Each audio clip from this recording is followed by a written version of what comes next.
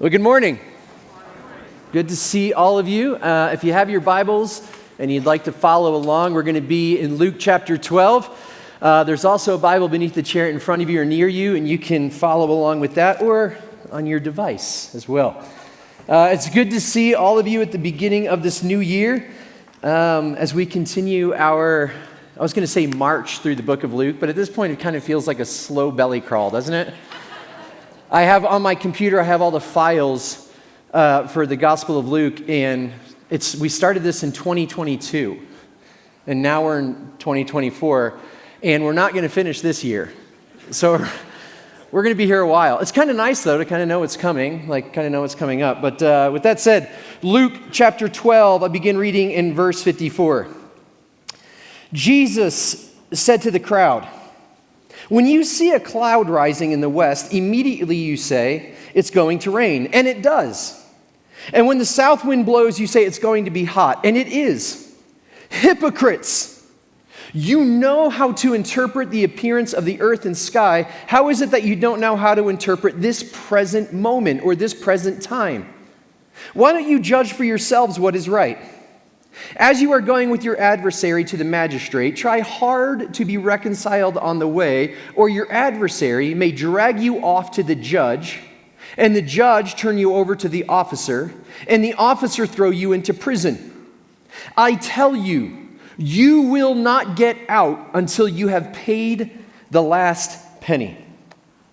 Now, there's some parts of the Bible that have all kinds of writing and commentary and conjecture about them, and then there's other parts that have very little. This happens to be a group of verses, including what Paula preached on last week, that has very little commentary, because it seems like we don't really know what to do with it. Now, for me, whenever I come across verses that have very little commentary, it makes me more curious. It makes me more interested. It makes me more engaged, because I begin to wonder, what are we missing here? And some say, well, what Luke is doing here, she's just kind of taking all these wisdom sayings of Jesus and kind of filling up some space in his gospel, as if it wasn't already long enough. And while that may be true, if you take the book or the Gospel of Luke from beginning to end, what you'll realize is the whole thing is going somewhere. So it seems a little bit out of character as far as how Luke writes for him just to throw in some sayings to fill up some space. That maybe what Jesus is doing is he's asking us to stop and consider some questions, because what he says is, you do have the power to observe some things. He begins by making a comment about the weather. So you know how it is. You wake up in the morning and you log on to your weather app, and you see, oh, it's going to be -4 below zero this morning. You know what I should do? I should go to church. Because we're the frozen chosen. Like, we're the hardcore. We're the people who are really serious about our faith. Now we're going to go out and evangelize people. I don't know what we're going to do. But it's this understanding of, like, great, you can look at the weather and you can know what's going to happen. You know when it's time to pack up the skis and go up into the hills. You know when it's time to cancel the picnic because the rain is coming. Good for you.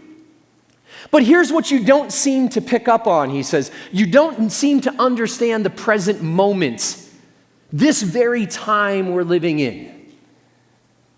And it seems that what he's referring to in this present time is his own ministry, his own journey. Because Jesus has started his walk toward Jerusalem. Jesus has begun walking toward the cross, his arrest, his trial, his death, and his burial, and his resurrection. Now, Jesus has already named the fact that he's going to Jerusalem to be tried and to be executed. He's named that 2 times very plainly, very explicitly in the Gospel of Luke.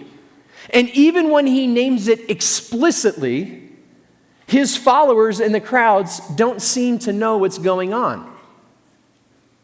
And so he says, you can judge the weather, but you don't understand this present time. And then he asks the question, why don't you judge for yourselves what is right? And then he paints a picture regarding reconciliation. He creates a scenario for the audience to imagine about what reconciliation with your adversary might look like. Now, in over 2 decades of preaching, here's one thing I know. Anytime in a context like this, in a sermon, where reconciliation or its close sibling forgiveness is talked about, there's a lot of tension in the room. We would rather actually talk about money and generosity and financial giving than talk about reconciliation or forgiveness. And because I am a man of the people, this morning what we're going to talk about is why you should give 10% of everything you make, gross, not net, to Denver Community Church. Now, why do we struggle in talking about reconciliation? Why do we struggle with this idea around forgiveness or any kind of relational healing? Well, I think it's because nearly each and every single one of us has been wounded by someone. Each and every one of us can talk about a time where someone else wounded us. And if that has not happened to you yet, just live a little bit longer because it will. And I also know that in a room and in a crowd this size, there are some of you who have wounds, and you've told yourself, if I ever told anyone about what happened to me, people wouldn't imagine it possible. They might not even believe me. And I don't want to minimize that at all this morning. Because I know there are some of you who are here and you've been wounded and it's landed so deeply within you and it's caused so much pain and devastating hurt that you took that moment and you put it in a box and you closed the lid and you placed a lock on it and you put it in a shelf, in a closet, in a distant room in the furthest recesses of your heart, hoping to never have to address it. And then you show up on a Sunday morning and the preacher stands up and mentions the word reconciliation, and all you can think about is that wound in that box that's been locked up on that shelf, in that closet, in that distant room, in the furthest recesses of your heart, and everything in you says, I don't want to talk about it. And if you're sitting here wondering, how does he know that? Well, because I've been there. And I've had those kinds of wounds. And I've put it in those kinds of boxes, on those kind of shelves, in those kinds of closets, in the distant recesses of my heart. And what I can tell you is this: as much as I am able this morning standing up here, is this: I see you.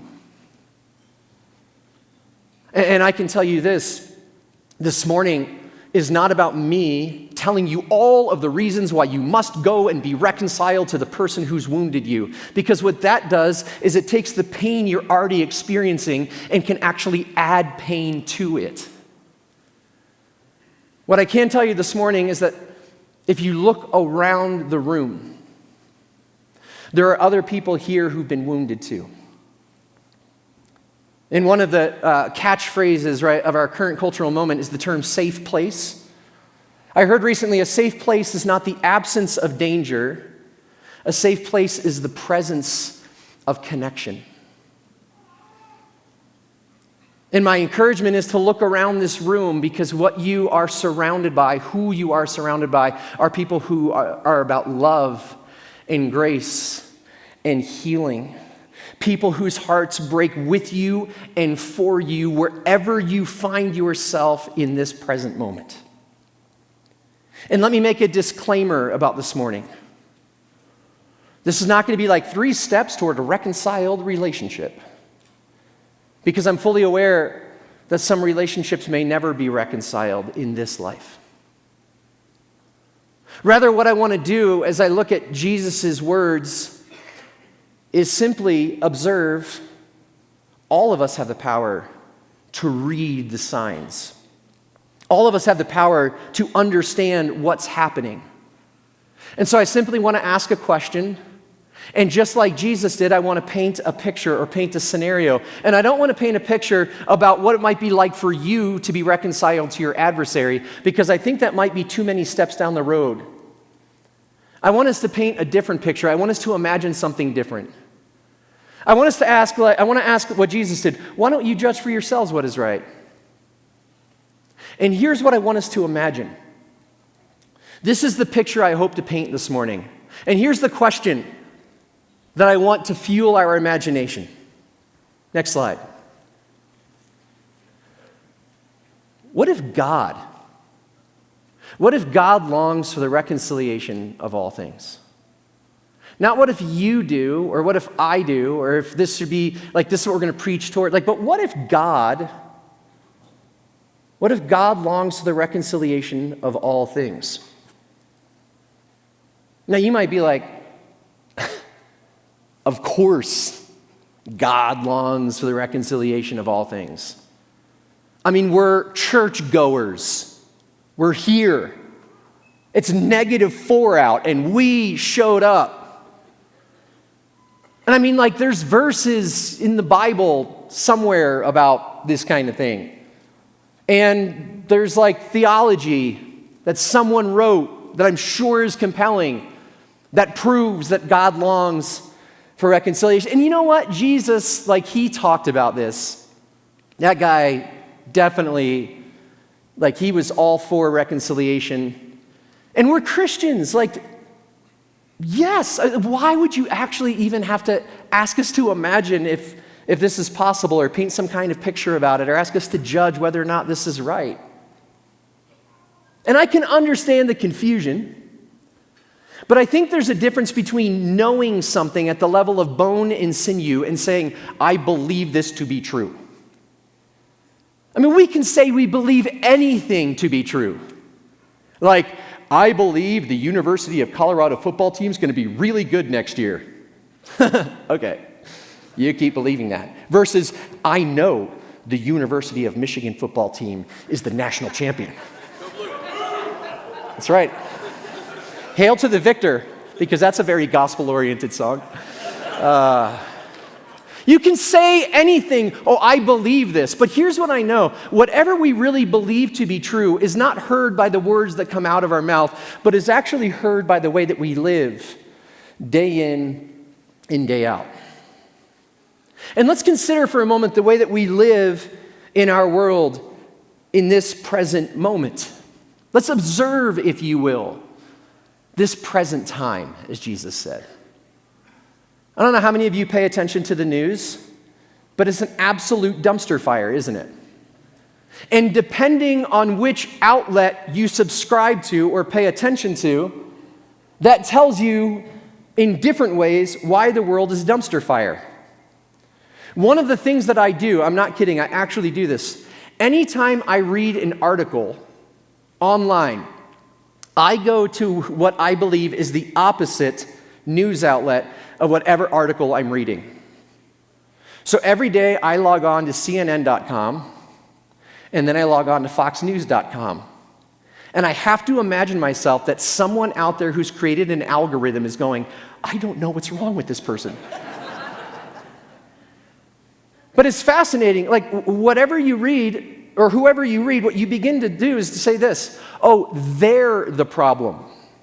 But if you're over here, you're going, no, they're the problem. And it could be about things like immigration, or the Russia-Ukraine war, or the Israeli-Palestinian conflict, or the upcoming presidential election, or, other unimportant things.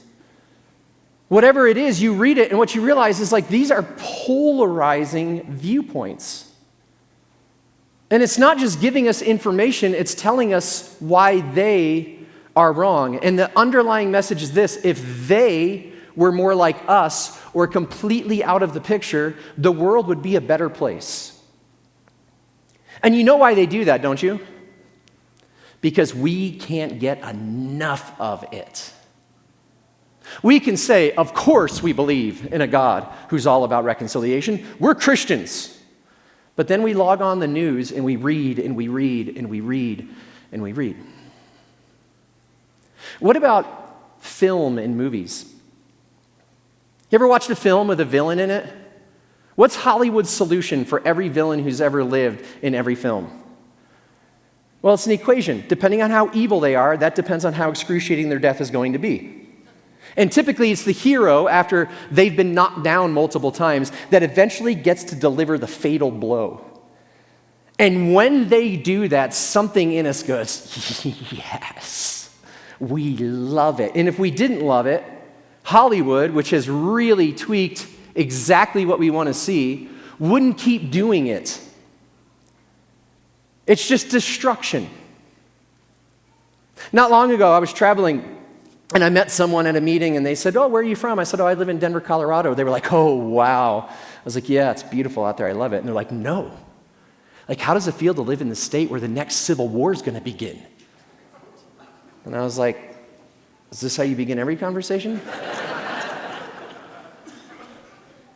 What kind of world are we living in where we're talking in this country about another civil war and it's not a joke? Like, there are experts who are saying, like, here are the percentages of it happening. We can say, oh, yeah, I believe God is all about reconciliation. And then we say, and there might be civil war in a Christian nation. Huh. What about, like, just an everyday conversation? You know, you're hanging out with some friends, you go out for happy hour, you grab lunch together, whatever it is, and they bring up somebody's name. And there's something in your gut that tightens. And you know they may not know what's going on, so you just go, with that smile, you know, like the one that we've all learned that just masks what we're really feeling. But inside your head, you think to yourself, if I could punch them in the side of the head just one time, not 2 times, that's too much, one time, it would be great. You see, we can say all we want, like, of course we believe this, but does that really bear out in the way that we live? And you might be sitting here going, well, you're talking about all the things that we believe and the ways that we act. You're talking about what we believe about God. Okay, fine. Let's talk about the most common human conception of God, or the gods, which is Punisher in chief. I mean, like, the basic human story about the gods, which is still alive and well today, is this. You better do what the gods want you to do, or they will kick your ass. Like, theologically speaking. I mean, this is the baseline story. I mean, even the story that I grew up hearing about God is that God will punish you if you stray and don't believe and or do the right kind of things. I used to go to a Christian summer camp in upstate New York when I was a kid, and the second to last night of every camp, they would have a campfire. And at the campfire meeting, they would bring in somebody who we hadn't met all week to preach the sermon about getting saved, which means, like, how to get to heaven. And this one particular year, I never, by the way, responded to any of those things. I don't know why, I just didn't seem to care. But this one particular year, I was 11, as I remember, and this guy came in. All I remember is his first name was Rick, and he had really big, like, Sally Jesse Raphael glasses. So that joke is lost on some of you, but for those of you who know, you know. And all he did was talk about hell in granular detail. The suffering, the torment, the screams. I remember him talking about, and you might recognize some of the screams because they will be your friends. And you're like, oh my goodness. By the way, I'm 11. This one goes up to 11. So then at the end, he's like, I'll ask you all to bow your head and close your eyes. And if you don't want to go to hell, I want you to pray this prayer. So he prayed the prayer. I repeated it. And then he said, if you've prayed the prayer, we're going to ask you to come up, and we're going to ask you to take a stick, and we're going to ask you to throw the stick in a fire as a symbol of the prayer that you just prayed. Now, I don't think he thought through the metaphor. He had just preached about hell, and now he's telling us to fuel the flames of the fire. So I went up and grabbed a stick and, like, threw it in, and then I prayed that same prayer in the years that followed, roughly 1,642 times, because I was terrified of what God would do to me. Have any of you ever had an experience anything like this? Yes. That somehow the message is, God is out to get you, unless you say or do or believe the right things. Some of you are sitting here going, this is so primitive. That kind of belief is so primitive. Yes, it actually is very, very primitive. It's very ancient. It's what human beings have believed since consciousness entered our own beings. That somehow something's up there that is out to get us, and we better placate or appease them or else. This common understanding or conception of God even worked its way into the cross of all things. That God was so angry at humanity that he needed some sort of blood or sacrifice or death to forgive us, because God apparently has conditions to God's forgiveness. God needs something in order to forgive, but you and me, we're just supposed to forgive. But I digress. And so because there was no blood or no death or no sacrifice that was enough for God, God was going to unleash. And then Jesus, good old buddy Jesus, stepped in and was like, hey, Dad, listen, the people are talking. They think you're kind of a little bit uptight. So why don't you let me go down there? And I know I'm your son, but I'll die. You can take my blood. Let that be enough. And then you can be cool with all of them. I actually was thinking about this image, and it reminded me of a time that I was skiing with some friends. Now, one thing you may not know about me is I have a propensity to break up fights. Now, I don't mean like someone arguing over, I don't know, like investment funds. I mean like when people are fisticuffs, like punching each other, something in me is like, that looks awesome, and I run into the middle of it. And so one year, we're skiing, we're at the top of the lift, we have just gotten off the lift, and I hear someone screaming, not in pain, in rage. And this one fella comes off the chairlift, and I realize the guy screaming is on the chairlift right behind him, and the guy who got off the chairlift in front of him can't get around the crowd, and the other guy gets off the chairlift and is screaming all sorts of things not fit for television, and just rams into this other guy, and they both collapse at my feet. And I'm like, these guys are having a blast. And then I realize, oh no, this is like a full-on fist fight. So I pop my skis off. I grab the one guy who's enraged, pull him up, and start giving him a bear hug, which really confused him. And I'm like, my name is Michael. Everything is okay. We're going to be fine. We're going to get through this. Meanwhile, the group of people I'm skiing with are like, what is he doing? And I'm like, it's okay. I've done this before. And I start saying to the guy, hey, let's breathe. And the guy who got tackled is behind him going, oh yeah, you haven't got anything. And I finally just turned around and said, can you ski away? You're making my job way harder. And so he finally kept on going, and then I turned around, and I'm not going to censor what I say, so if you're under 13, I apologize. I turned around and I looked him straight in the eye and said, hey buddy, can you just ski down the hill, please? Something grabbed him, and he skied away, and I looked at the other guy. So this guy tells me, I'm skiing with my kids, and that guy ran my daughter over and took off and went down to the chairlift, and I rode up for 8 minutes, and all I could think about is beating him to a bloody pulp. And I said, dude, that's terrible. Where is your daughter? My wife's with her. I said, well, why don't we ski down and see if she's okay? Kind of got himself. Fine. Skis down. The whole way, we're like skiing next to each other, just kind of like taking in the mountain views. And he's like, I still want to kick that guy. And I'm like, I get it. I'm like, this is the picture we've created of the cross. Like, God gets off the chairlift and is like, I am going to destroy you, saying all sorts of things. And Jesus comes in and he's like, hey, buddy, just breathe. My name's Jesus. We're going to get through this. And I thought about that, and I thought, like, what if the cross is actually a picture of something different? And this is why I ask us to imagine and ask the question, like, what if God actually is about the reconciliation of all things? You see, what if the cross was not Jesus having to change God's mind about us, but what if the cross was Jesus changing our minds about God?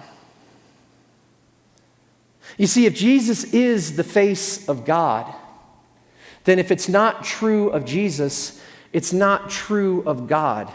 which just might mean, in the words of the Franciscan friar Richard Rohr, that we live in a benevolent universe and God is for us. Like, what if the cross is God saying, I want you to know and I want you to never forget how far I am willing to go, how much I am willing to take on, and that I'm willing to go all the way through just so you might know I really am about the reconciliation of all things, which includes you. You see, the reason I'm in some ways dumbfounded that I and us and all of us have seemed to have missed this over the years is because it's not like it's subtle in the scripture. Paul writes a letter to the church in Corinth, and this is what he says about the work of Jesus. He says, therefore, if anyone is in Christ, the new creation has come. The old is gone, the new is here. All of this is from God, who reconciled us to himself through Christ, and then gave to us the ministry of reconciliation. That God was reconciling the world to himself in Christ, not counting people's sins against them. And he's committed to us the message of reconciliation. Paul says something similar in another letter that he wrote to another church in a city called Colossae. He says this, for God was pleased to have all his fullness dwell in him, speaking of Jesus, and through him to reconcile to himself all things. By the way, you know what all things is literally translated as from the Greek? All things. Everything. Whether things on earth or things in heaven, by making peace, shalom, wholeness through his blood shed on the cross. Once you were alienated from God and were enemies in your minds because of your evil behavior, but now he's reconciled you by Christ's physical body through death to present you holy in his sight, without blemish and free from accusation. You see, it's not like God is here trying to get at us and punching around Jesus, and somehow Jesus is like, hey, let me bring you over here. They're not as bad as you think. You need to be reconciled to them. No, the direction is actually the opposite, and this is exactly what Paul is saying. We are being brought toward God to recognize that maybe God is better than we imagined. That maybe we're the ones who needed the reconciling work, not God. That Jesus reconciled us to God, is what Paul says. He doesn't say Jesus reconciled God to us. We were the ones who were alienated. We were the ones who were enemies. And by the way, in the text, the word enemy suggests that it goes one way, from us toward God, not from God toward us. You see, this picture of the cross is Jesus saying, look at me, because I really want you to know what God is like. That God has a deep, deep longing for the reconciliation of all things. What might happen if we actually believe that to be true? I don't mean just stand and say it and quote some verses and some theology and say that we're Christians and we go to church and da da da da da da da. Of course we believe it. I mean, like, what if we lived as the ministers of reconciliation that Paul talks about, saying, no, I believe that God longs for this. I believe that that wound that I put into that little box where I shut the lid and locked it up and put it on a shelf in a closet in a distant room in the furthest recesses of my heart, I believe God might want to bring reconciliation to that too. What kind of life might we find ourselves living? What kind of world might we begin to live in? What kind of streets might we begin to live on if we really actually believed that is true? I want to ask the band to come up as we finish our time together. Here's what I know. I could preach a sermon like this next week, and the week after that, and the week after that. I could preach the same kind of sermon for months. I could preach the same kind of sermon for years. But what I can't do is I can't tell you what to believe. And even though some people would prefer this, I can't do your believing for you. I can't imagine for you. All I can do is tell you about a picture that's been painted of Jesus on a cross, where he's saying, look at me because I want you to know what God is like. And so just as Jesus began his picture, just as Jesus began the scenario that he painted, asking people to imagine with a question, I want to ask you the same question. Why don't you judge for yourselves what is right? Is God someone to be feared? Is God punisher in chief? Or does God long for the reconciliation of all things? Why don't you judge for yourselves what is right? And as you consider that question, I want us to together participate in another picture that Jesus gave.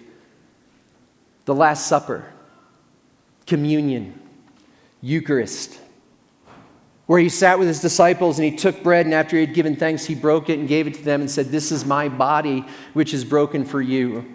And in the same way, after supper, he took the cup and he said, this cup represents my blood, God's new promise to humanity. Do this whenever you eat it and whenever you drink it to remember me. And when you remember me, may you see what God is like. This table that Jesus invited his disciples to is the table that the early Christians invited everyone to. Which is why here at Denver Community Church, we invite anyone who wants to come, who might want a picture or need a new imagination about what God is like. As you do, we ask that you come down the center aisle or the sides where there will be people who are there to serve you, and return up the diagonal aisles. And as you come, as you consider the question, why don't you judge for yourselves what is right? As you prepare to receive this picture, may you hear these words. As you come to the table, may you remember. As we receive the bread, it was once a whole loaf, a symbol of Christ's perfect presence among us. But then that loaf is shattered, broken, torn, and crumbs fall onto the table. Done so to teach us that our perfect wholeness, that peace for which we yearn and pine, is not behind us, it is yet ahead. Wholeness is still on its way. The broken loaf reminds us it will come to us not through what we will do or say, but through what Jesus has already done. His brokenness, seen in the pieces of the bread, is the very thing that will one day put our lives back together, whole and complete, relationships and all. Amen. This morning, as we conclude our time together, I have just a couple of reminders for you. Easter is coming early this year. I know it feels too soon for that announcement, but here it is.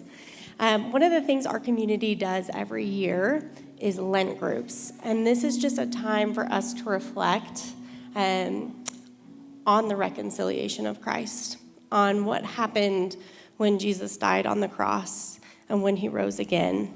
So we take the 40 days before Easter and we participate in Lent groups. And these will kick off on February 18th, which is just a month from today. So in order to make these happen every year, we need leaders who are willing to host and facilitate these groups. So if that is something that you would be interested in doing, you can connect with myself after the gathering. You can also email adultministries@dcc, and I will get back to you on details on how to host and facilitate one of those groups. Other ways that you can get involved, if you would like to go back to the participate area, I see Scott back there. He would love to let you know some of the other things that are coming up in our community. Also, if you look in the seat back in front of you, you'll find a card in there. It's gold and white, and it has a QR code. You can scan that, and that'll give you a list of all the things that are coming up in the near future and give you a few additional details there. If you would like to pray with somebody, myself and others will be down front after the gathering and would love to pray with you. And as we close our time, I would like to speak a blessing over you. Lord, as we are reminded to explore and participate in the life of Jesus so that we can be a healing presence, would you remind us that we are people who believe that you are the God who reconciles.